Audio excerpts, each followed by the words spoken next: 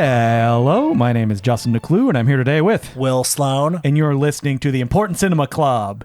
And today we're talking about what has turned into a yearly tradition, visiting the Mahoning Drive-In. That's right. In the Mahoning Valley in Pennsylvania, there is an oasis. There is a drive-in theater that's been active for 75 years that still plays 35 millimeter film. Yeah, that's their whole gimmick, is that I don't know if they said always on film. Maybe I'm thinking of the theater that Quentin Tarantino owns, the New Beverly, but mostly on film is, their big draw. They don't play second run movies. They basically only play classical films or, if they get rented out and somebody wants to do a screening. And they do all sorts of things, like lots of, cult movies, lots of classic movies. They'll do things, movies that everyone likes and has heard of, like, I don't know, Willy Wonka and the Chocolate Factory, or I think they're playing The Monster Squad, stuff like that, nostalgic classics. But they also, and we like to come out for this, play some of the weirdest, some of the freakiest, some of the cultiest, some of the most, I can't believe they're playing this on a theater screen movies ever made. And this usually happens during the summer, and they're like weekend affairs. And me and Will have attended when they did Schlockorama, and we saw a bunch of like 50 science fiction films up on the big screen. And that's an annual event they do, Schlockorama. And I remember 2 years ago, Justin sending me, you won't believe what they're playing. Mm-hmm. And it was a weekend where they were playing Godzilla 1985, Edgar G. Elmer's Man from Planet X, The Three Stooges in Orbit. And that was just the tip of the iceberg. Yeah, I mean, they also had The Three Stooges Have Rocket Will Travel. Edward L. Conn film. Yes. I mean, unbelievable what they were playing that weekend. And so we had a great time. You can actually find an episode that we did about that. Last year, we went to go to their Godzilla Palooza, Godzilla-thon. Oh, man. And just Godzilla films, 35 millimeter. What a wonderful time. But they also have an annual event called VHS-FEST. Long running, because the one that we went to this year was VHS-FEST 8. That's right. And every year they play shot on video films, but also films that were released direct to video, movies associated with sort of 80s and early 90s video store culture. So these nights are hosted by Joe Pickett and Nick Brewer of the Found Footage Film Festival. I love the Found Footage Festival. Oh, yeah. Anytime they come to town, I go see it and I laugh until I have tears in my eyes. It was also kind of a vendor festival as well. There were many sponsors, including the great VHS zine Lunch Meat. Mm-hmm. We love Lunch Meat here, Saturn's folks. Core. Saturn's Core. The VHS label out of the Vinegar Syndrome partner labels. And yeah, so much stuff that was being sold and tape trading. So we picked this weekend because we thought it would be a little bit novel of like, they show these movies as well on VHS. Mm-hmm. So Will's the one who pitched it to me and I went, yep, sounds like fun. Because I'd always wanted to go to this, And some of the movies they were playing were ones, again, you see some of these titles and it's like, I can't believe they're playing this on a theater screen. All right, so there's one movie we'll get to, which was probably the main reason. Should we make that movie the grand finale? Yes, I think we should. Let's not mention it. We'll leave people in suspense. But we'll start it with another of my favorites, 1988's Nightmare Sisters by David DeCoteau. We've talked about David DeCoteau before. We love him. Any movie he does commentary on, instant buy. Just to give a brief kind of like rundown, he's a filmmaker who makes movies for basically nothing, and that he has shifted from making horror films early on in his career for $0 to making horror films for $0 with a lot of very strapping young men who mostly run around in their underwear. That's right. He's come up many times, and if you haven't heard about him on this podcast, you've probably stumbled on something. Well, you've definitely heard of A Talking Cat, which he directed. I mean, he began his career with Sorority Babes of the Slimeball Bowl-O-Rama, Beach Babes and Beyond, films of that caliber, but yeah, as the budgets have gotten smaller and movies have been going to Tubi. The budgets have been much, much smaller from the beginning of his films, as you can see in the one that we watch, which is probably part of his golden period, Nightmare Sisters. Nightmare Sisters stars Linnea Quigley, Brink Stevens, and Michelle Bauer. Now, I believe we discussed this film in the David DeCoteau episode that we did, but we didn't discuss it after watching it on the big screen. So what I couldn't believe was when we talked about this movie years ago,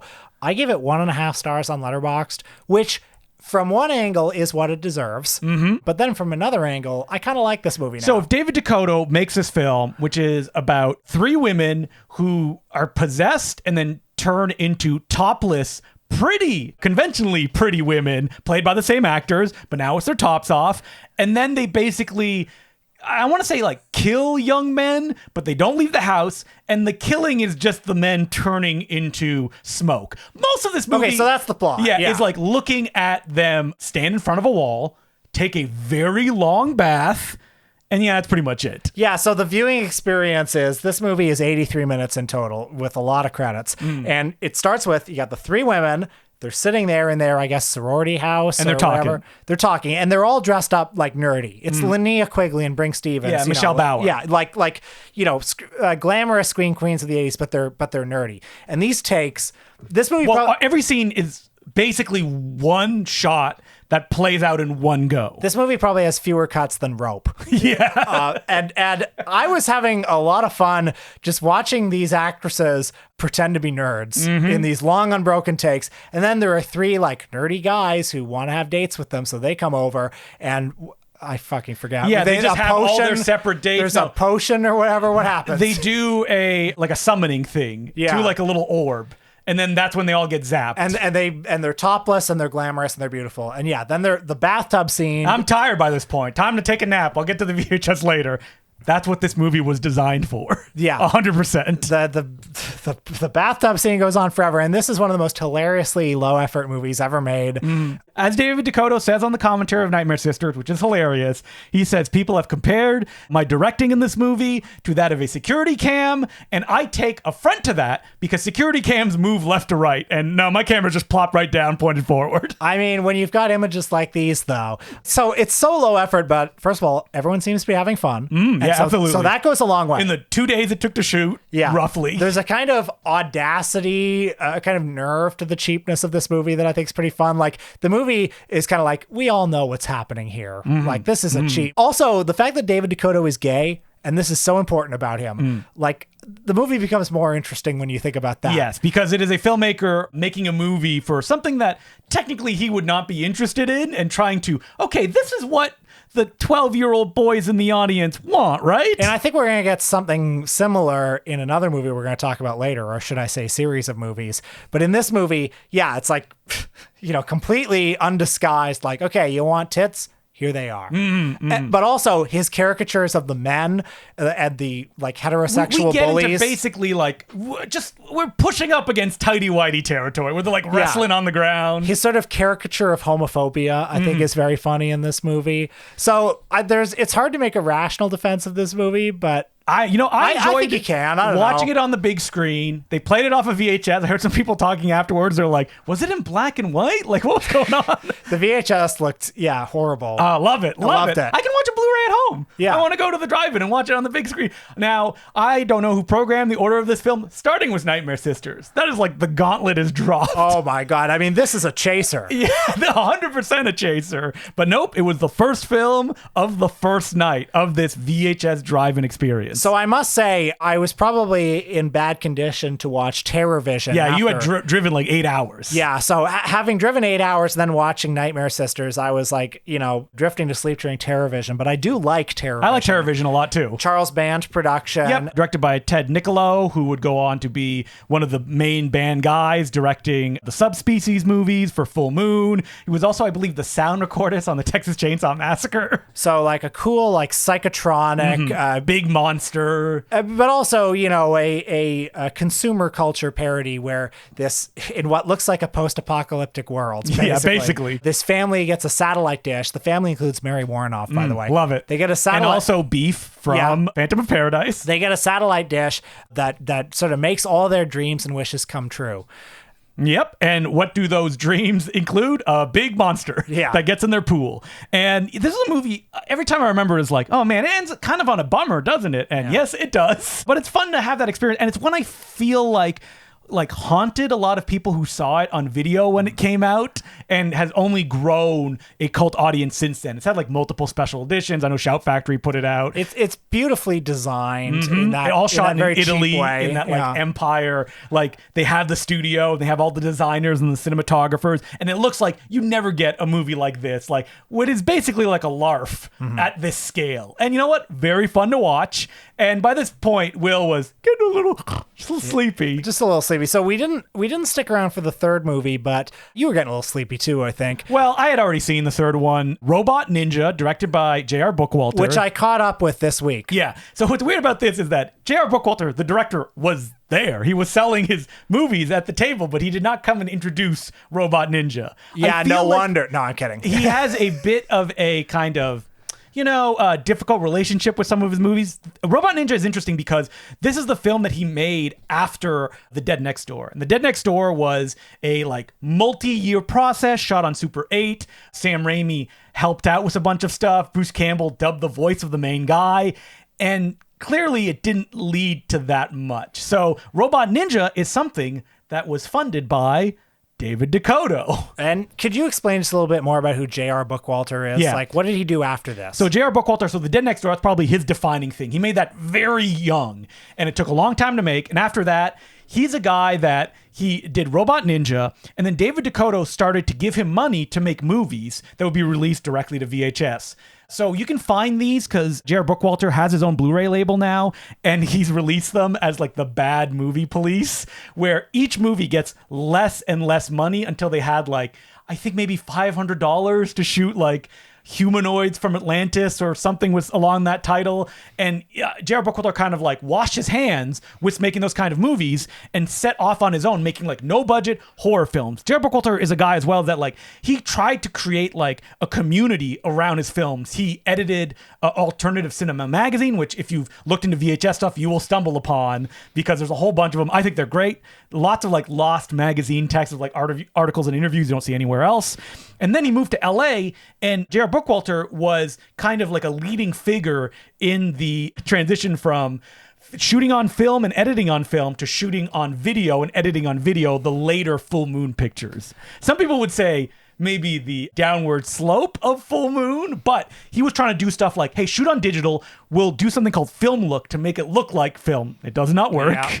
And it'll be much cheaper. We can put more movies out there. He's a guy as well that was really big in the early DVD boom of doing special editions with commentaries and special features on Full Moon stuff and his own films. And that's where I, became aware of him because these movies back in the day were available at HMVs, and I would just pick them up oh, Ozone. Okay, what's this? And I'd be oh, this movie is very odd. Maybe I don't click with it right away, but the special features allow me to get to know this guy, and it becomes much more interesting through that context. Well, I must say I'm glad I watched Robot Ninja on Blu-ray instead of at the drive-in. Yes. Because it actually looks beautiful. Yep, he shot it on 16 millimeter. With beautiful, lights and smoke and fog effects and stuff. Great low-budget atmospherics. Now, I believe, because this was a David Dakota production, I may be wrong, that this was given to him, this is basically the cover, this is the title, deliver me a movie with this premise, which explains why it's almost him fighting against the premise that he doesn't want to make this movie. Right. So the main character is a comic book artist who creates a character who he takes very seriously called Robot Ninja. And Burt Ward from Batman is in this. Showed up for an hour probably. as a TV executive who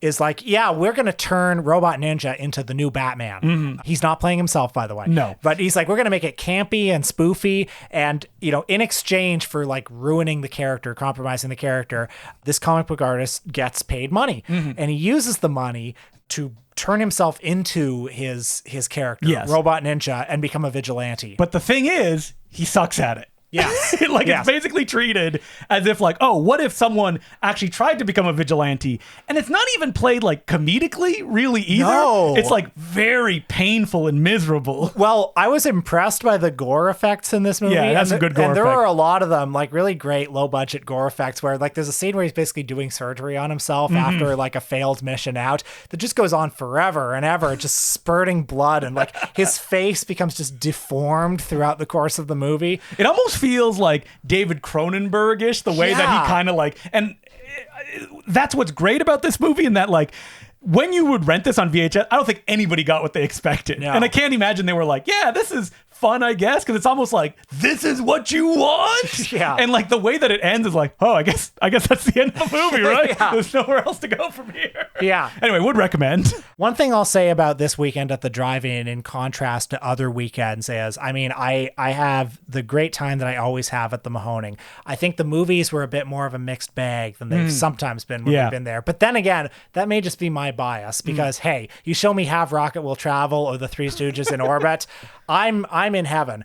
But you show me, I don't know, Bill Rebane's Blood Harvest. Oh, yeah. So let's go to day 2. Now, again, I would love to know what the thought process. Have they just burned through a lot of their like VHS movies that are the quintessential ones that people want to see? I think this is also kind of, defined by the guests they can get. Because Brink Stevens was there at the screening. Right. Brink Stevens, she was in Nightmare Sisters. She was a big David Dakota and one of the screen queens. Yep. One of the gods of the video store. The movie they showed on the second night was Fred Olen Ray's Haunting Fear. No, I'm sorry. Edgar Allan Poe's Haunting Fear. That is the full on-screen title. It is indeed. And we listened to the director's commentary on the way back home because Justin just had an MP3 of it. And at one point, Fred Olen Ray says, some critics have said this is actually one of the more faithful Edgar Allan Poe adaptations. And all right. Yeah, hey, whatever. Poe made short stories. That's what I'll say to that. I like to call this one Fred Olen Ray's Repulsion, as Brink Stevens is a woman that is slowly going insane, living in a house that seems to be made up of a stairwell in an attic where there's one bed. Okay, now, if somebody tells you it's Fred Olen Ray's Repulsion. I said Fred Olen Ray's Repulsion. Yeah, you know what that means? That means it all takes place in one house. Yes. Hey. We go out and look at the street where John Michael Vincent is, and as Fred Olen Ray points out on the commentary, shot for one day, and he appears throughout the movie. Man, Fred Olen Ray is so slick. Okay, I should actually say, in case we're leaving... We love Fred Olen Ray. Let's be clear. Yeah, I love him. In case we're leaving people behind, let me explain who Fred Olen Ray is. Fred Olen Ray is one of the direct-to-video fucking kings. Gods. Yeah, gods. Yeah, he's ascended. You may know such films as Hollywood Chainsaw Hookers, Evil Tunes, Alienator, and who could forget, Sniper Special Ops. Steven Seagal's Sniper Special Ops. But that's just among the 150 movies he's made. More recently, he's been making a lot of Christmas movies. Hallmark-like Christmas movies. Yes, and not Hallmark. I highly recommend everyone look up Fred Olen Ray's, I think, really interesting book, Writing the Perfect Christmas Movie, where he basically guides you into how to sell your script to make a holiday movie of the kind that a Hallmark Channel type would buy. Because one of the things he says in that book, he gives you so many interesting tips and tricks about what they want. One of the things he says is, write a role that a celebrity could play. A Chevy Chase, if you will. Yeah, or a George Wendt, or whoever's been in his holiday movies. And have it be that they can film it all in one day, but also, like, they're in, 11 shorts. 11 short scenes are better than one really long good one. That's what he says. Because you can space them out throughout the movie, and you can trick the audience into thinking that the celebrity was there for longer. And to that I say, I'm not fooled. I am not fooled. Wait, you don't buy that, John Carradine was present during the filming of Jacko?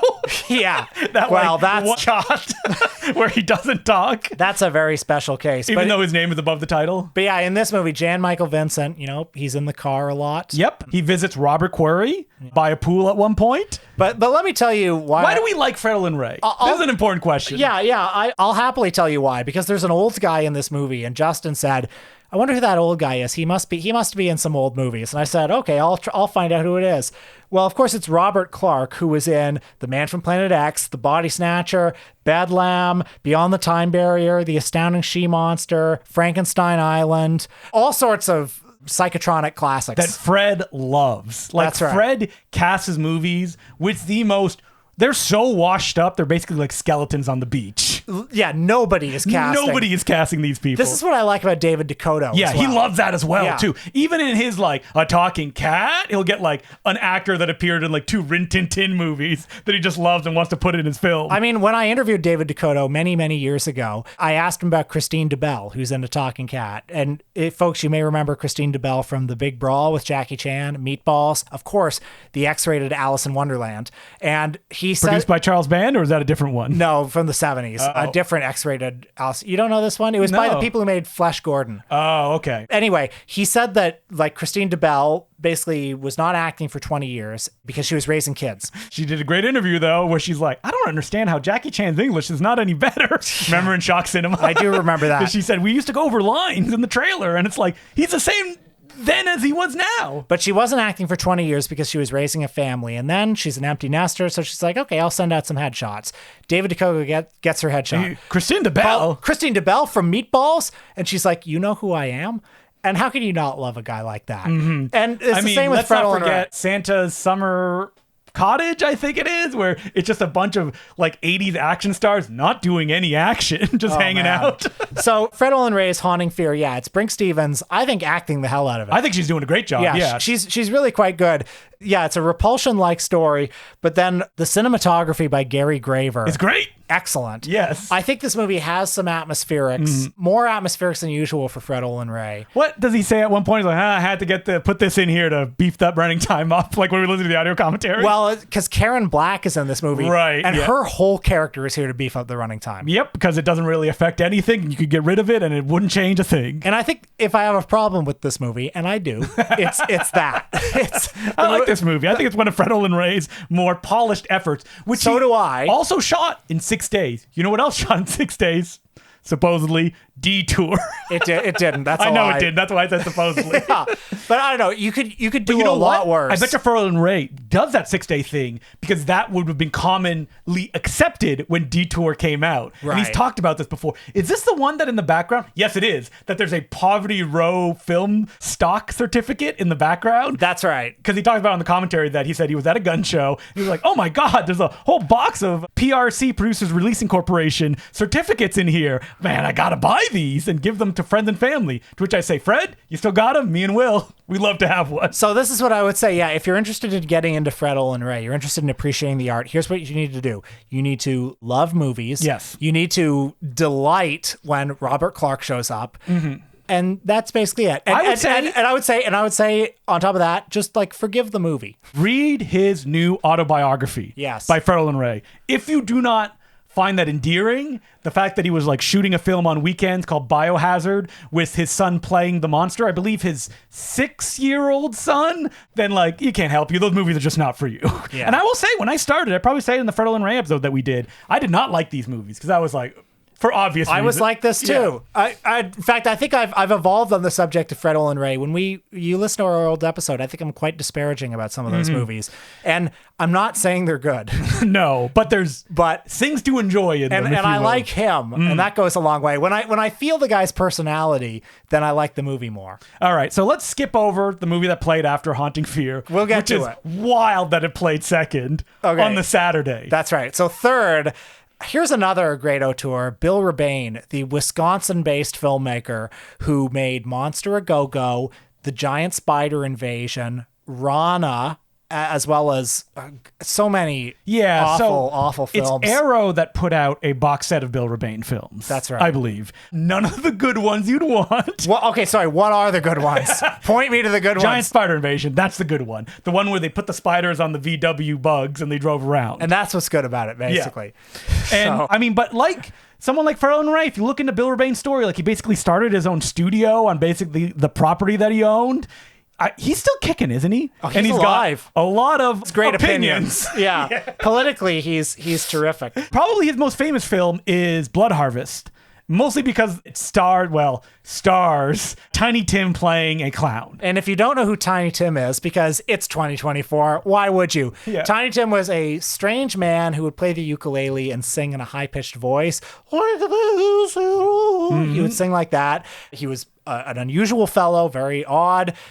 For some reason, so he got married on The Tonight Show. How did that happen? I don't know, but it was one of the highest rated TV events of its time. Like something like 50 million people watched Tiny Tim get married on The Tonight Show. Why? I don't know. I do not know. But I think just because he was a weird guy. You know what I think it was, actually? They all watched because they were like, is this guy gay? I think that's what it was. Because he had a watched high-pitched it. voice when he sang Yeah. and everything. Yeah. Yeah. So Blood Harvest is, boy, I mean, it's a movie. It's a young woman goes back Yeah. home to deal with the property after a family member passes away. She meets a bunch of people that she used to know when she used to live there. Women are being murdered and trussed up in a barn. Is it Tiny Tim doing it? Because- Spoiler alert. No, it's not him. Tiny Tim plays a strange man who lives on the farm who dresses as a clown. Dresses as a clown. Now, I've seen this movie before, and like Lucy with the football, I sat there watching it again. I think you actually said, man, maybe it'll be good this time. I was like, well, we've seen this movie. I've sold my Blu-ray after purchasing it. I think the best case I've ever heard for Bill Rebane as a filmmaker was in one of the Shock Marathons books. I was going to say that the Shock Marathon guys, who are Matt Farley, Tom Scalzo, and Charlie Roxburgh, they love Bill Rebane. And Charlie Roxburgh writes in one of those books something like, boy, could you imagine how much fun it was in whatever rural Wisconsin town he was filming in when they made these movies? Like, imagine you're at the diner and you're talking about whatever celebrities in town, like Alan Hale Jr. or Tiny Tim. Yeah.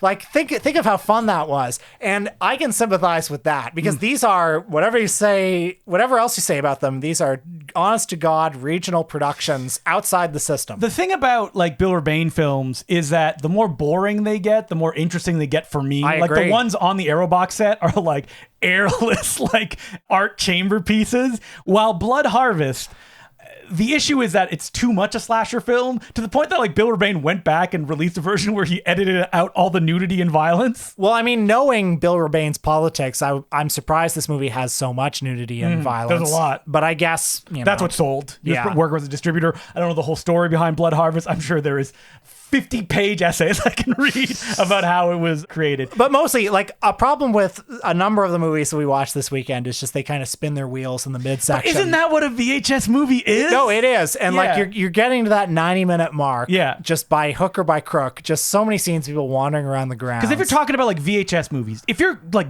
digging down and what that represents, what it is David Dakota, Farrell and Ray, and Bill Rebane doing genres that you pick up the tape and go, oh man, a killer clown movie. And they go, that's not really what you're gonna get. No. That is like the definition of a VHS movie. And that's why like people like the Shock Marathons guys and me love that kind of stuff. Now, mind you, it's not like the movies Roger Corman was making in the 50s were that much better in that regard, because if you watch War of the Satellites, Corman was also like stretching it out a little bit Yeah, to get to an hour. To get to an hour. Yeah.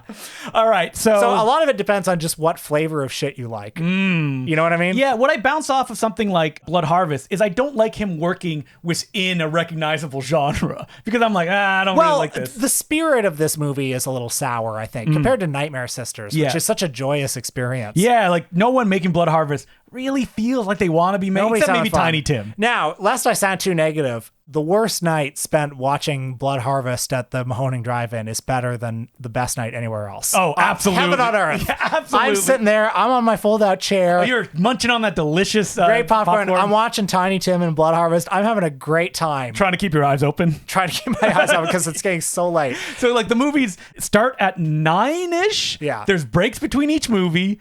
And when you're watching 4 of them, you know, when Attack of the Beast Creature comes out, I look over to Will, like my son, and I go, you had enough, champ? You want to go home? Well, actually, I on this night, I actually feel like I was kind of getting my second wind at that point. Like, I feel like you... we had to wake up early in the morning, though. Yeah, so you're right. that's you're why. right. I think it's probably good that we didn't watch it. I didn't have a chance to catch up with it. I love Attack of the Beast Creatures. Another Charlie Roxburgh favorite, which is a bunch of people go to an island and are attacked by little creatures. There is no kind of rising action. You just watch them wander for 10 minutes and get attacked for 2 minutes and wander for another 10 minutes. Yeah. We would not have lasted. And I've seen this movie at pal Ben Ruffett's VHS night where he played it off of VHS in a movie theater. So I was like, I've seen it. You know, you're good, Will. So let's talk just a little bit about the VHS market at the Mahoning this Yes. year, because if you come to VHS-FEST at Yep. the Mahoning, this is what you're coming for, really. So we got our tickets and it said like 3 to 11:30. And I went, well, they're not closing at 11:30. So the 3 must just be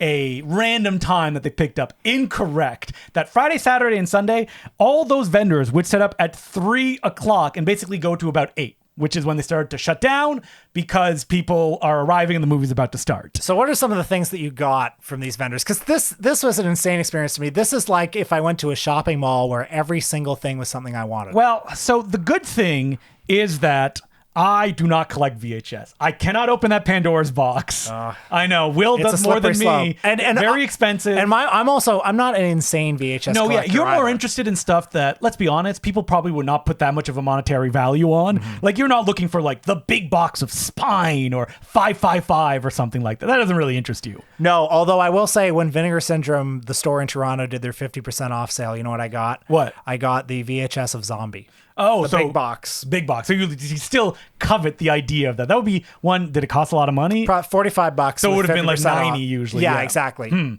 See, I wouldn't go with But that's about as high as I would go. So what I'm looking for when I come to something like this is I'm looking for people selling their original movies. And I bought so many of them, distributors of movies. And I talked for a long time to the guy who runs Future Video, especially that he worked with Sterling Entertainment, which, boy, now that is a story to go into. Sterling Entertainment. I mean, I don't know what kind of a rabbit hole we can go down with here, but in the vast arena of no budget filmmakers whose work may end up at Walmart. Yeah, he's not even, I guess David Sterling. He's a producer, but like, he's been around for 30 years and you've probably never heard of his movies unless it's been 3 a.m. and you're on Tubi and you go, wait, what the hell is Camp Blood 9? And then you click on that. Yeah, David Sterling has produced 100 movies. Probably more than that, yeah.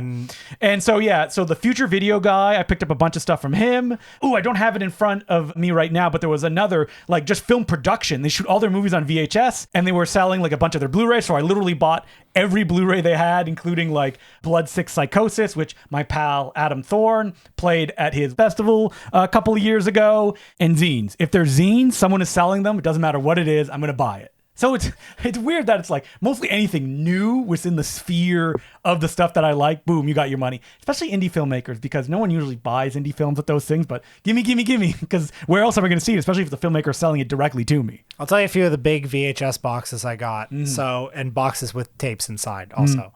One of them was a Something Weird video trailer compilation of blaxploitation trailers hosted by Rudy Ray Moore. Oh, I've never seen this anywhere. Yeah. Got some big box Bruceploitation tapes, Big Boss 2 with Dragon Lee.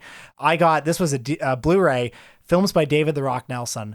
I've been wanting to see... Well, that was from the same guy who was selling Blood 6 Psychosis. I've been wanting to see David the Rock Nelson's films for years, and the only way to see them is to mail him. Yes. So and if you mail him, you will become his friend. And we don't need that. We don't need that. Yeah. That, like, he will Facebook message you every day is basically what I've heard. Or send you mail as well. Or call you up if your phone number is included on anything. And then, folks, if you want to come over and watch my big box VHS of Up and Coming starring Marilyn Chambers, you're all invited. So there was like a booth that was selling like a bunch of very obscure like pornography magazines, like getting into specific fetishes and like big box stuff. And I could see Will's eyes were like saucer plates. And he's like, I'm going to get one thing and then I'm going to leave. I can't get any more than that. Well, because it's a dark path if you start buying shit from here. Yep. And it was a great time. We met a lot of cool people just walking around and stuff that. We saw, of course, our Mahoning contact, Dave Wright, was there. Great guy. Yep. Yeah. And so many other people as well that we very much appreciate you coming up and saying, hello, I like you in this specific thing. And I'm always surprised, always something different. Lots of Justin DeClue fans there. Yeah, they're like, I love you, No Such Thing as a Bad Movie, or the online screening series that you do. Who's this man next to you? And I would say, oh, I don't know. I do my own thing. I will say that we had an experience of someone talking to us, and he was like, oh, I know who you guys are. We're like, finally, the experience that we've always wanted. So famous. He tagged us on Instagram. I realized we had met him last year. Nathan in, I think it's New Jersey is his like username. Oh, okay. And, I'm always happy to hang out, and we had a great time on the last night watching movies, sitting beside him, and he gave us a secret tip as well, which we'll get into as we talk about these movies. Oh, man. So the last night was Slumber Party Massacre 1 and Slumber Party Massacre 2. That's right. And that's what was announced. That was what was announced. And he said, hey, maybe you should stick around. Sometimes they play, especially if it's only 2 movies in one night, something after they say, like, goodbye, we'll see you next time. Just wait a little bit. Maybe a third movie will play. Maybe even in this time, I'm rubbing my hands together. Sure would be nice if they played Slumber Party Massacre 3. That's what they played. They played Slumber Party Massacre 3. So we saw all 3 Slumber Party Massacre films. I was very happy to see all 3 of them. Mm-hmm. By the end of the third one, you're like, I'm done. Okay, I've seen a lot of this franchise now, but nevertheless, we've talked about Slumber Party Massacre because we did an episode of like women who directed films that were like executive produced by Roger Corman in a Shocktober a long time ago. I really like Slumber Party Massacre 1. Oh, yeah. It's like giving you everything that you want in this a kind of genre and like building suspense sequences, giving the required nudity by Roger Corman. Will do the impersonation. every film should contain, at the 10-minute mark, front breast nudity. At the 15-minute mark, full rear nudity.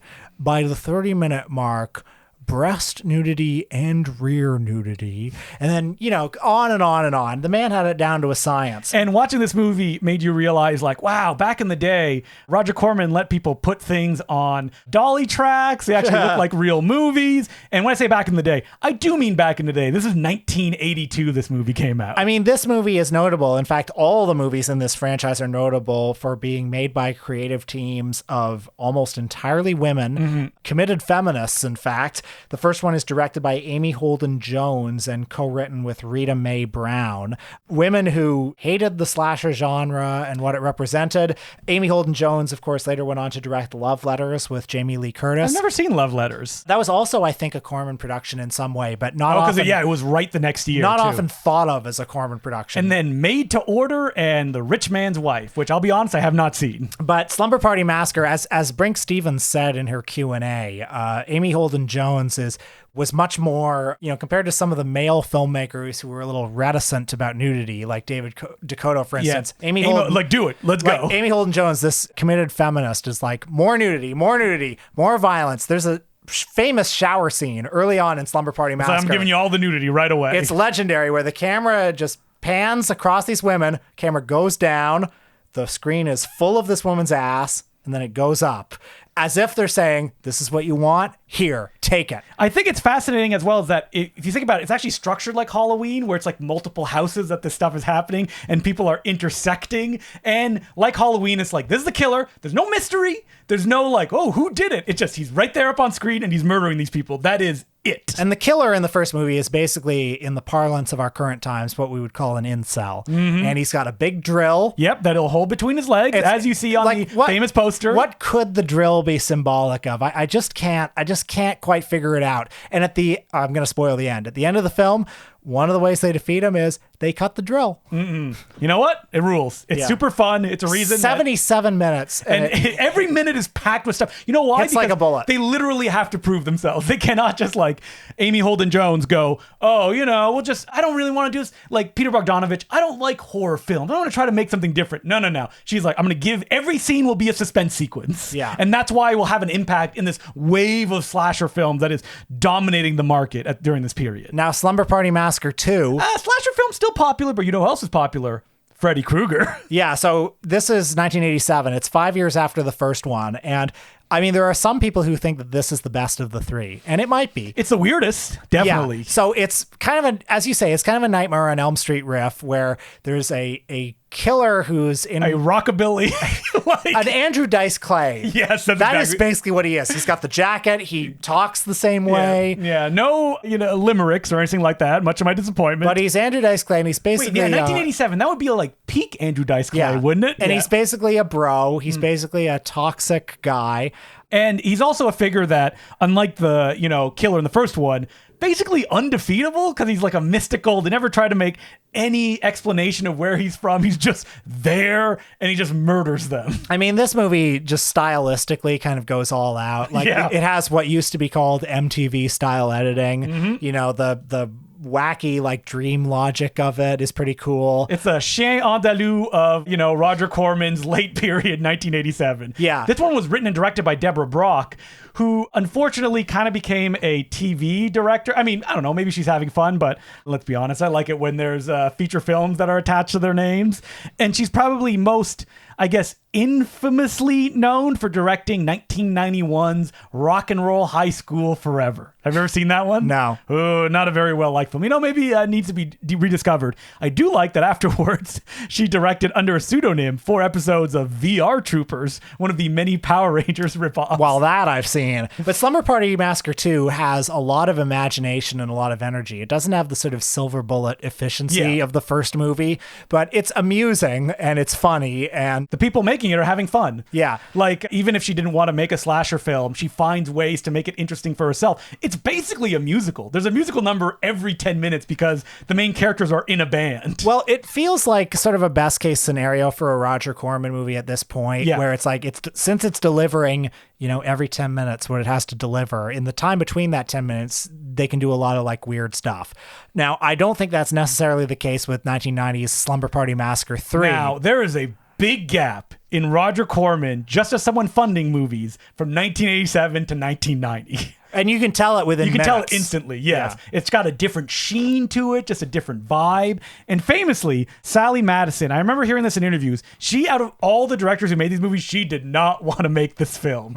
I would say, knowing that, I mean, she does a pretty effective job for giving what an audience would want out of this, even though that, like, by movie 3, as Will said while we were watching it, like, man, they're just hitting the beats that the other films hit. Well, it basically just feels like a rehash of the first movie with not a lot of imagination. A bunch of women are in a house and a killer shows up. This one is a bit more of a whodunit, where they give you multiple different people. Speaking of shock marathons, they love this movie. And they love it for one specific reason, is at one point a guy shows up dressed in a black leotard, and they cannot stop talking about that in their shock marathons book. If you weren't looking for it, you probably just let it pass briefly, but that influenced them so much. That's why there's a ninja in Freaky Farley. Because they think it's a ninja. They think it's a ninja, yes. Yeah. They're like, why is this guy dressed up as a ninja? But you could do a lot worse if you were looking for a direct-to-video slasher from 1990. I think it just suffers in comparison to the first two. Especially when you watch the first two back-to-back, and then you get the Slumber Party Massacre 3. But why don't we talk about the best movie that we saw? Yeah, so this was the second movie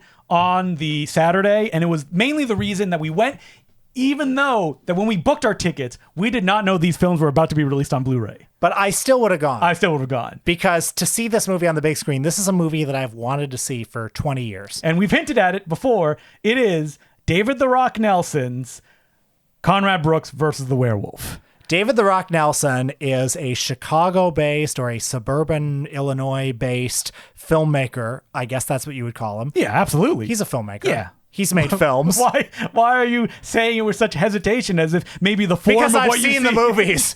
But what is film? No, Will? You're right. Hey, listen, I mean, wait. Is someone who's shooting a home movie a filmmaker? This is a question you need to ask yourself. Well, I just saw an interview with David the Rock Nelson where, and these are his exact words, he said, Francis Ford Coppola says everyone can be a filmmaker. Yep. That's not true.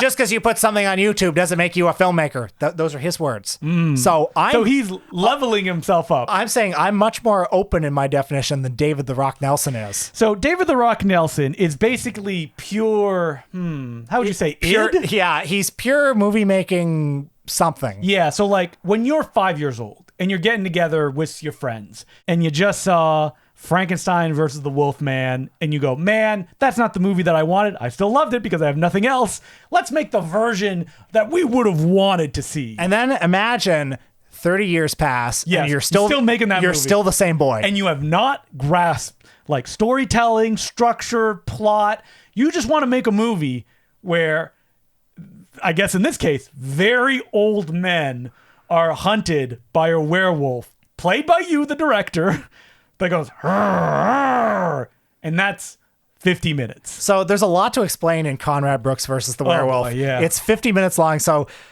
All right, oh man, we're going back. Strap in. Wait, what? Conrad Brooks, who is that? Is that a famously known horror character? So David the Rock Nelson traveled all the way to Baltimore to make this movie because that's where Conrad Brooks lives. Conrad Brooks was an old drinking buddy of Ed Wood back in the 1950s when he lived in LA. And he's in several of the Ed Wood movies in small roles. Yeah, not big roles, but he plays one of the cops in Plan 9 from Outer Space, which is what he's probably most famous for. And from this, Conrad Brooks became a inescapable presence on the convention circuit in the 90s. Now, the thing to know about Conrad Brooks is from what is heard, never even really wanted to be an actor. He kind of stumbled into it. Yeah. But once he realized, and I would love to know when he's sitting in a chair or something like that, and he's like, wait a minute. If I can just make an Ed Wood style film, and that's not hard, go to the convention circuit, become the ultimate salesman, and I will continue to sell these movies that I directed, which include such classics as Jan Gell, The Beast from the East, Jan Gell 2, Grandparents from Outer Space is another one. And if you gave Conrad Brooks a ring and you said, I will pay you $50+ to star in my film, he'd be like, oh, yep, no problem. All right, I'll be there. So if you want like more information on Conrad Brooks, I highly recommend checking out the Golden Ninja Video Blu-ray, The Monster Man, which was just released because me and Will did a 15-minute video. We talk about Conrad Brooks, and also Conrad Brooks stars in that movie. He stars in that movie because the filmmaker, and I asked him in the interview we do, like what the experience was. He just called up Conrad Brooks, and Conrad Brooks was like, hey man, you pay me a couple $100, you put me up in a hotel and I'll be there, no problem. I will not remember any lines. This is like subtext. And I am undirectable, but I will just bring it. And that's what he does in Conrad Brooks versus the Werewolf. And so great was Ed Wood's cult fame in the 90s. That Conrad Brooks was like a name that people knew. And not just Conrad Brooks, but a little bit of it rubbed off on his brothers. Okay, I think maybe his brothers were just around. Like, his brothers never appeared in anything beyond David the Rock Nelson films, did they? Well, I think one of them might have been in Jailbait. I don't know. But, okay. But yeah, because I think they did go to Hollywood together, right? Right. But Henry and Ted. Oh, man. They are much older than Conrad Brooks. Yeah, they are so old in this movie. And I'm trying to convey the experience of this. Conrad Brooks versus the Werewolf begins with either Henry or Ted just walking down the street drunk. Yes. And it's shot on a camcorder. Just walking. We're in Baltimore. Walking. And I know this because there was a guy a couple seats to the side of us who was like, is that Baltimore? Oh my God, I know where that is. And he's walking. It's like a Simon Lang film. It's like a Journey to the West, yes. Yeah, and Conrad... He's walking. Yeah, David the Rock Nelson in a werewolf mask comes out. Slowly. He starts running around. Takes a long time for them to encounter.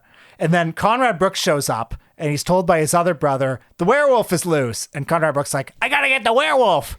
And then there's more scenes of just them wandering around. Well, most importantly, they go to a graveyard. That's right. And now Conrad Brooks, hero's like entrance, like he comes in. We're cheering. It's Conrad. Oh man. So here's the thing about Conrad Brooks's late period.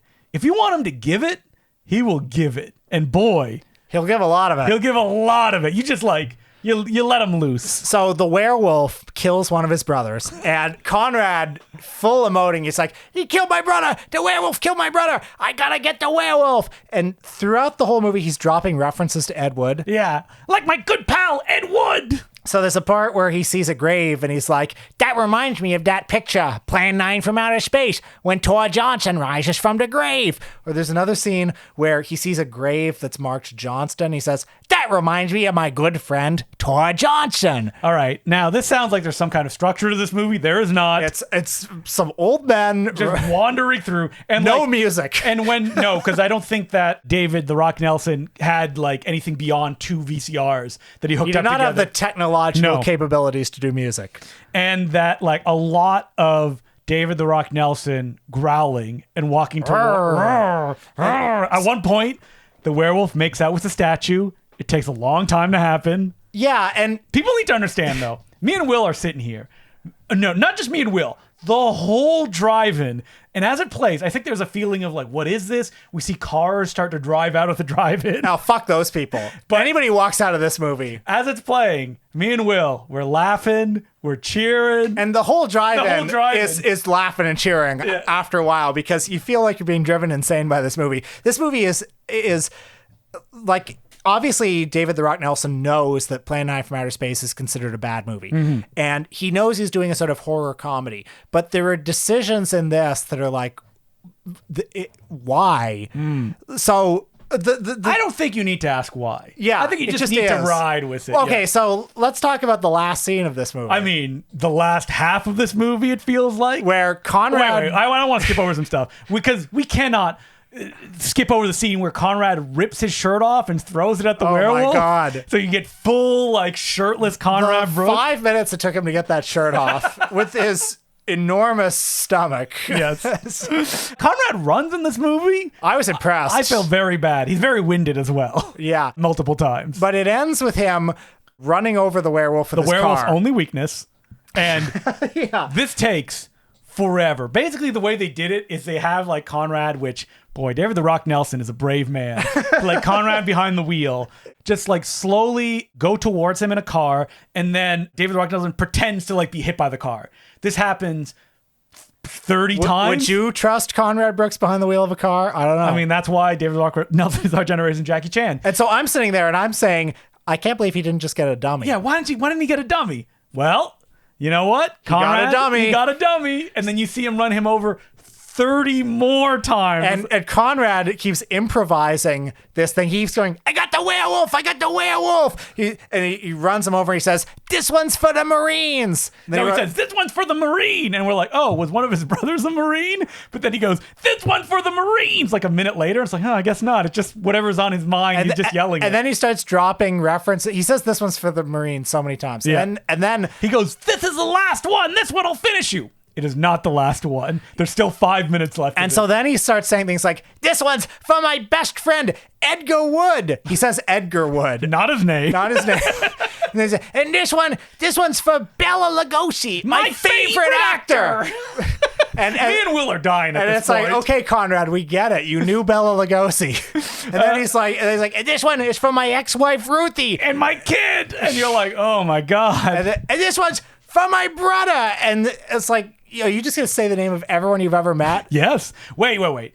I mean, it's the climactic part. He runs him over with the car. You see the dummy get run over 30 times.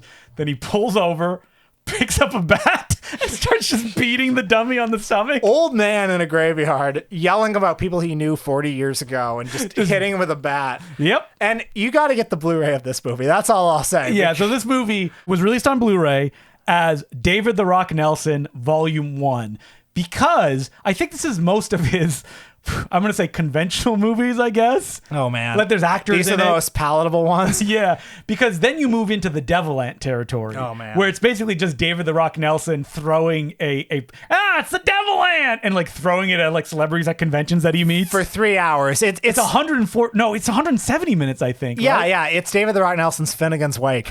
And this Blu-ray, you get to see an interview of David the Rock Nelson interviewing the three Brooks brothers. And it's great because Conrad Brooks is basically directing him. It's like, Conrad Brooks, who's full movie star. Yeah. He's, with swagger. Yes, yeah. He's like, he has 3 questions. They says, no, I want to take that again. Start from the beginning. And no editing. And we're 15 minutes into this. and Nelson is like, what, you mean the first question about Ed Wood and all that? He goes, yeah, start from the beginning. And they fucking start from the beginning. I talked to the Saturn Score guy about that, where he released like 3 hours of outtakes from one movie, and the director was like, I thought you were going to edit them. And the Saturn Score guy said rightly, no, people want it uncut. That's what they love. So, and I agree. Everybody who was there will agree Conrad Brooks versus the Werewolf is the hit of the festival. The Saturn Score guy, he passed by the last night. He's like, can you believe that was like the audience favorite? He sold out of Blu-rays and VHSs. That movie, they put that on as filler between 2 other movies. Yeah, they even said like, we got a short film in between the 2 feature films. America loves Conrad Brooks versus the Werewolf. We couldn't get it. If they played another David the Rock Nelson movie right after, I would be like, yeah. Oh, man. So if you take one thing away from this episode, Conrad Brooks versus the Werewolf. Great movie. Yeah. All right. So what did you take, though? Like watching all these movies on VHS at the drive-in? Oh, my God. What did I take? Visit the Mahoning. A great time. Yeah, visit the Mahoning. It's fantastic. I mean, we talked about it in the other episodes, but it's such like a pleasant place to hang out. If you want to spend the night, it costs like $5 extra, and you can put up a tent. And, because the movies go until like, if you watch them all, like 4 a.m. basically. Mm-hmm. So you know what? Stay the entire night, have the like delicious popcorn, buy tickets for the raffle. You'll be surrounded by your fellow movie lovers. Mm-hmm. So the best place you can basically watch movies.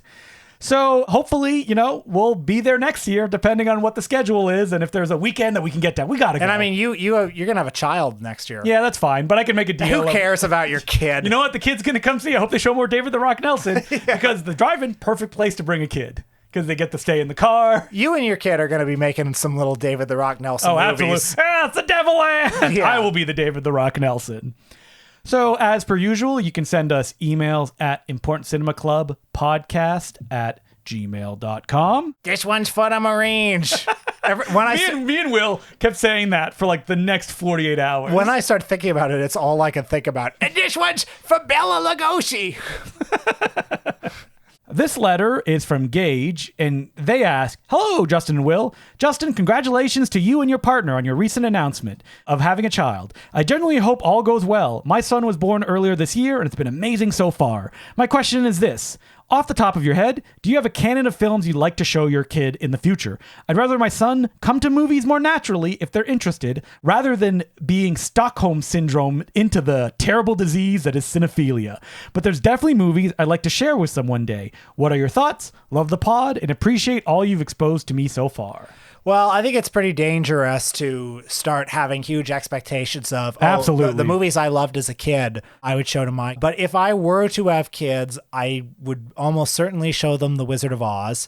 And I would probably show them the Miyazaki films, because they would, and I would show them some Bugs Bunny. So when I was a kid, anything that my parents liked, specifically my dad, I wanted to know everything about it because he liked very few things passionately. So like anything, like if he mentions Night of the Living Dead and seeing it with friends, like that stuck in my mind. I mean, I think it's good to share things with your kids. Absolutely. But you can't expect them to like them in the same way that you do. You have to, it's a relationship. You have to be open to their views. I think something interesting that'll happen about having a kid is that there will be a lot of media that is available to the kid, which may mean that they push against it completely because it is so available. That you can be like, oh, look at all these books or look at all these movies. So it really depends on the kid or what they're interested in. Do I have movies I'd like to show them? Yes, absolutely. Will I be sad if they don't like them? No. Maybe a little bit. Well, I mean, listen, I don't know what will be popular. Probably some hollow program by that point. But you might learn from your kid too. Absolutely. I will become interested in whatever they like, which will make them dislike it, and then spin around to stuff that I like. And by the time they like, I'm like, I tricked you. The chess master. Yeah, there's that like Onion AV article, which is like father dooms daughter to like liking stuff that will make her be bullied on the playground or something like that. That's an important thing too. You have to let your kids watch the things that other kids like. Otherwise, they will not be able to communicate with the kids. Right. I will not be showing them The Cat in the Hat, though, the Mike Myers film. Hey, it's funny you should mention that because on our Patreon this week, that's what we're talking about, The Cat in the Hat. It was rough. Mike Myers, yeah. Hey, maybe we liked it. A little bit of suspense. The classic Important Cinema Club hook. A little bit of suspense. Check out patreon.com/The Important Cinema Club. You know what? If you keep listening to the show, I'm sure I will have updates every now and then. I mean, that would have to be probably not till the kid's 5, so 5 years. Welcome to the Important Cinema Club. I think we'll be here. Yeah, I think so too. Until we're... Where else am I going? We're replaced by AI-generated people that will say what we say. But you know what? We do films so random, you can't generate us through AI. Would AI come up with Conrad Brooks versus the werewolf? Absolutely not. So our next letter is from Kevin, and he goes, preferred drive-in viewing method. Hey, Justin and Will. Glad to hear you guys are doing another trip. Jacking off. What? Oh, yeah, that's why the safety of your own car. Yeah. Will, what did I talk to you about being blue on this family-friendly podcast? Oh, sorry, I forgot. Glad to hear you guys are doing another trip to the Mahoning this year. My wife and I went to Zombie Fest this year and are especially excited for Schlockorama, Bird-Eye Gordon, Ted V. Mickles, Rene Cardona Jr., and a Findlay-adjacent film. How could I resist? Now, we looked at the Schlockorama this year, and I mean, if I lived around there, absolutely, I'd be there every night. Well, because on the last night, their last movie is an Andy Milligan film. Oh man, Holy what shit. a chaser. But yeah, they're playing like a lot of like very 70s-ish movies, drive-in ones, like The Twilight People and stuff like that. Like Food of the Gods. They're kicking it off with Attack of the Killer Tomatoes, which... that's a good like entryway film before they blindside you. I guess, but... You don't like Attack of the Killer Tomatoes, right? Well, maybe at Patreon sometime. Let's watch it. It has a weirdly large part in my childhood because there was a Saturday morning cartoon that I liked. Catchy theme song, and the DVDs suddenly started to be released around that time by Anchor Bay. The VHS used to be ubiquitous too. Yep. You remember that? Attack of the Killer Tomatoes. Yeah, Patreon episode. No, what? Main feed episode. We watch all 4 canon. Let's do it, honestly. So wait, Attack of the Killer Tomatoes, Return of the Killer Tomatoes, Attack of the Killer Tomatoes Strike Back, and Killer Tomatoes Eat France. Yes. Hey, maybe John Astin will carry us through the filmography, right? The second one has George Clooney. Mm-hmm. There's a joke that Wayne's World stole from Return of the Killer Tomatoes, where they say, "Oh, we're being sponsored now," and they like put objects in front of the screen, like this delicious Pepsi, right? Like literally a ripoff from Wayne's World. But the letter continues. But now that I've been a few times, I still haven't found a perfect viewing method to watch the movies. I find sitting in the front and watching out the windshield too constricting and uncomfortable, and sometimes I've laid a blanket in the trunk but can't keep my head fully propped up. So far, setting up a lawn chair and a blanket on the ground outside the trunk has worked best. But how do you guys manage a relaxing environment when you go to the drive-in? What's the most optimal way to both enjoy the atmosphere as well as the film you're watching? Best wishes, Kevin. fold-out chair, and a radio. That's it. So you don't have to worry about your car like losing battery or anything like that, or the lights stay on like Will's car does now, which is why we brought a radio. And like the people that sat beside us on the last night, they had the most comfortable chairs in the world that were like lean back, like put your legs up. That's what we're getting next year. That is the drive-in experience. And yeah, so chair outside. You don't even have to worry about like backing up to like open the trunk or anything like that. Get the lawn chairs out there, and that's how you watch the movies. Now, does that fight against the like idea of a drive-in? Who cares? It's the most comfortable way to watch them. Yeah. All right. And so our last letter is from Sean, and he goes, "Hey guys, listen to your recent pod about movies about movie making. I have a few to search out now. Thank you. As a former film student in Toronto in the late 80s, I thought of a movie that had a lot of us talking and laughing. A 1988 movie called Tapeheads. I love to hear your guys' thought about that one. Did you ever see that one? I've never seen Tapeheads. Directed by a monkey himself. I believe it was, right? I didn't know that. Yeah, because that's a John Cusack movie, I believe. Have you seen it? A long time ago. It was one that my friend really liked in high school, and I have literally no memories of it. But it was one that also got a DVD release, so like that's why it popped up during that time. No, it was produced by one of the monkeys. It was directed by a guy named Bill Fishman, who I am unfamiliar with. Oh, he directed Car 54, Where Are You? The movie. The movie, yes. Nice. Okay. Anyway, the letter continues. It taught me all about the future of working on spec. Oh, that's nice. Has Will ever had any aspirations to create stuff, or is he dodging the creative soul-sucking headache movie making can be? I think he's speaking specifically about movies. I create stuff all the time. But movies. No. Yeah. No, I mean, yeah, I don't know. I actually get asked this kind of a lot now. I would never say never. I mean, maybe there's something I would do. A starring role, if you will. Well, yeah, I mean, if Mr. Spielberg called me up and said, do you want to star in my next film? I would find time. But no, I think... that was a very Jimmy Glick-like rating.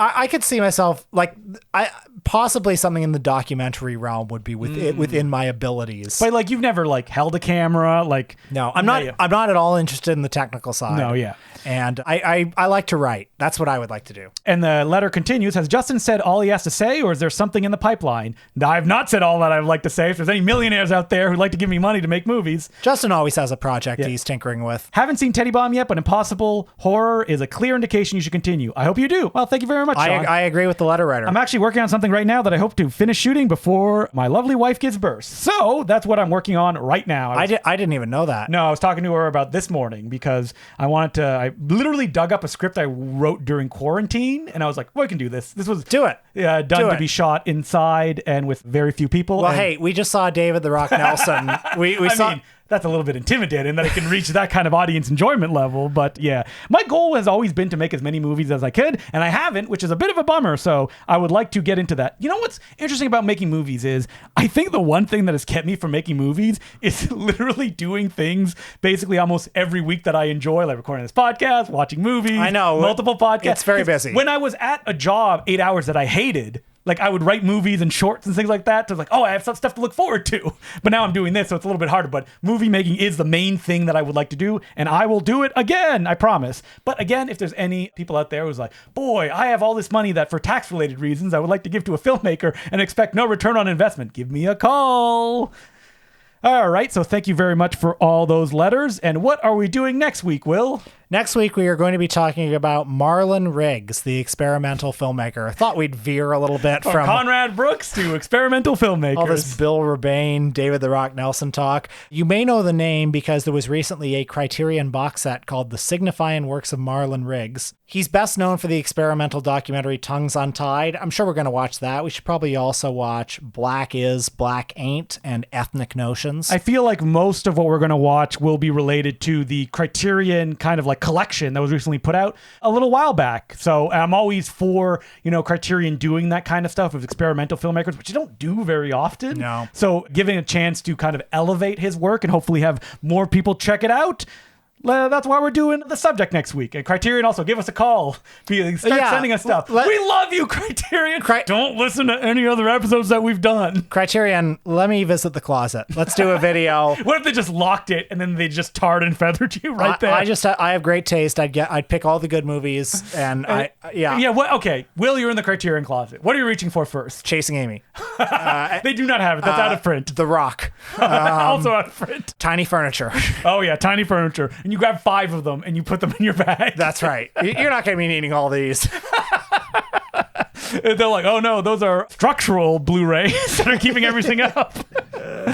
All right, so that's what we're doing next week. Unfortunately, not visiting the Criterion Closet. Again, open invitation, me to Criterion to invite me over. I'm going to go first. But until then, my name's Justin the Clue. I'm Will Sloan. Thanks for listening.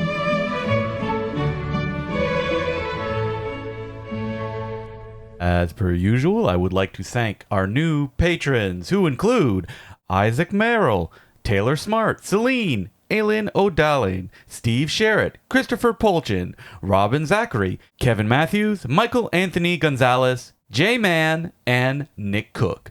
Thank you all for continuing to becoming patrons. We could not keep doing it without you. So while we were in Pennsylvania, we did a brief day trip to Philadelphia just to take in a couple sites. Yeah, that's right. I know you're laughing because if you didn't sing along when I played the song as we entered into town, the thing it's most famous for. Yeah, so we did not visit the Fresh Prince's Playground. No, we did not. But we did see the Rocky statue. We went to the Museum of Art. Because we're classy people. Yeah, we cried in front of some Monet canvases. Actually, did you know the Rocky statue? Because I didn't know it was there when we decided to go. I knew it was there, but it's like, that's not why I went. Yeah. But it was more like when we were on the way, I was like, oh, wait, is the Rocky statue there? Yep, it is. And you can see some photos on our social medias. Does not look like Sylvester Stallone. No, it's like that episode of The Simpsons where they turn the Jimmy Carter statue into Marge. Yeah, pretty much. So yeah, there was a huge line to see the Rocky statue. Wild. We ran up the stairs. Yeah, we ran up the stairs. Yep. I understand that the statue used to be at the top of the stairs, which is where it should be, but they said that's not art. They are wrong. Well, it's not very good art. And they moved it down lower. But also, I mean, could you imagine the huge crowds? Like, it was probably... It would have been a nightmare, yeah. Too many people around. They have to leave room so people can run up the steps, like Rocky. Yeah, exactly. But we also went to South and 3rd Streets to see the birthplace of Larry Fine from the Three Stooges.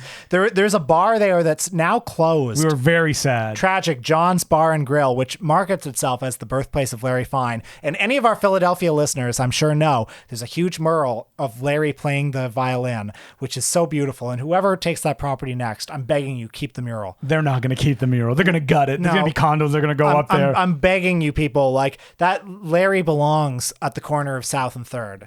But we also did what we do when we go on any trip and keep an eye peeled for used bookstores. Specifically, we go like, all right, where's the movie section? That's where me and Will always go first. Yeah, and it's tough going to used bookstores with Justin because we're always in competition for the same titles. Well, here's the thing, is that I have a new system now when I go with Will. I see where Will starts, and I'll go in the opposite direction. So we meet up in the middle. And I think that's fair. Yeah, so it's not like our eyes are both going over the same books and we reach to try to grab the same one. And hey, look, we're allies. It's like sometimes we'll see something we think the other guy will like. Yeah, and it'll be like, oh, Will. And that was the case where we went to, what was that nice zine shop we went to in Philadelphia? Partners and Sons. Yeah, great store. I got a book on your recommendation called Deadly Prey, which is a collection of Ghana hand-painted movie posters. Yes, it's a very beautiful art book. I mean, I'm sure folks have probably seen Ghana movie posters where it's like these artists in Ghana will create posters based loosely on the movie being advertised, where it'll be like Mrs. Doubtfire with Robin Williams holding a gun. And I believe that like they've just gotten an artist who's like most famous for doing those, and they've been like getting him to commission to do posters recently,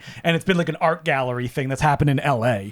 But you know, that is a very nice, well laid out store with a bunch of like indie, you know, zines and like stuff they bring in, very specifically local artists. But, you know, another thing that me and Will are looking for is give us the cavernous bookstore that looks like someone hasn't touched it in 30 years. And that's where we hit right away in a little store, and actually a really big store, called the Book Corner, I believe. So it's 3 levels. 3 levels, yeah. And when we got there, the lights were off. Yeah, and this is what you want from a used bookstore, where the owner says, oh, I let in a stray cat yesterday and I can't find him. If you run into him, just let me know. And when we went to the basement, he's like, still wet down here. So yeah, probably don't want to like sit down. Like, still wet down there? Heaven. Yes. This is where I want to be. It was the kind of bookstore that like if he didn't show us where the movie books are, I don't think we would have found them. Oh my God. So many like just dusty tomes that have been there for 40 years. It feels like the kind of place that in Prohibition time they used to, like a portal would open and they'd be like, but this is where the rum runners are. And now those portals are just filled with books. Yes. So yeah, I mean at that store I got Laurence Olivier's memoir about acting. acting, which I haven't read yet, but I think could be interesting. It's like, I'm interested to hear Laurence Olivier's insights on his various characters. I picked up Kiss Hollywood Goodbye by Anita Luce. So I don't know, like Anita Luce, I recognize that name. I was like, is she a screenwriter in Hollywood? Yes, that's what she did. She is the original author of Gentlemen Prefer Blondes.